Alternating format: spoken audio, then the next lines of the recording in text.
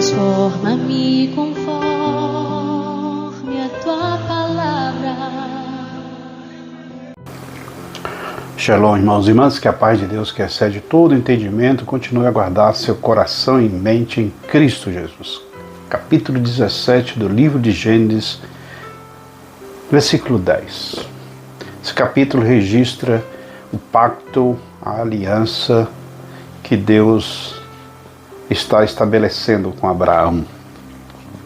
E é interessante que nesse ponto, algo que chama atenção é quando Deus, ao estabelecer essa aliança, Ele também estabelece um sinal.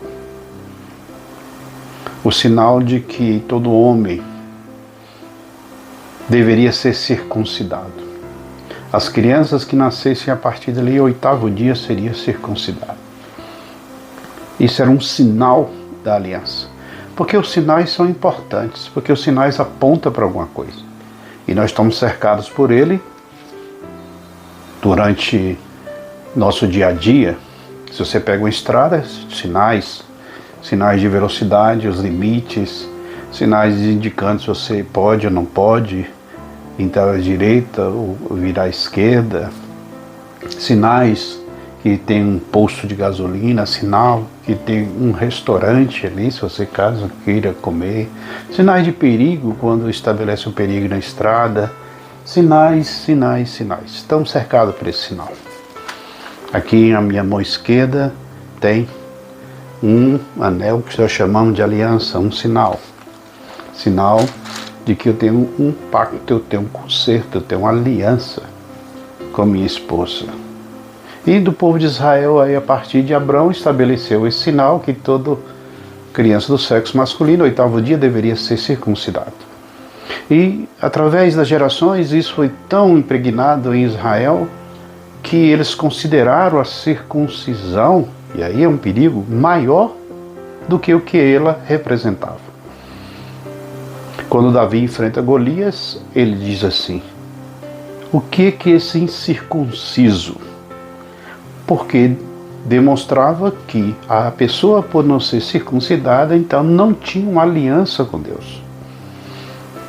Então o sinal virou sinônimo disso. Mas o grande perigo é quando se transforma o sinal em maior do que aquilo que ele representa. Então, para as gerações de Israel, a circuncisão já era alguma coisa. Mesmo quando eles afastavam de Deus, mesmo quando eles desobedeciam a Deus. Lá no jardim havia uma aliança de Deus com Adão. O sinal, não coma da árvore do conhecimento do bem e do mal. Adão foi lá e quebrou a aliança. Desobedeceu. Então, o sinal nunca é maior do que aquilo que ele representa. Por isso que o apóstolo Paulo vai dizer que a circuncisão tem que ser de coração, tem que ser uma transformação do interior.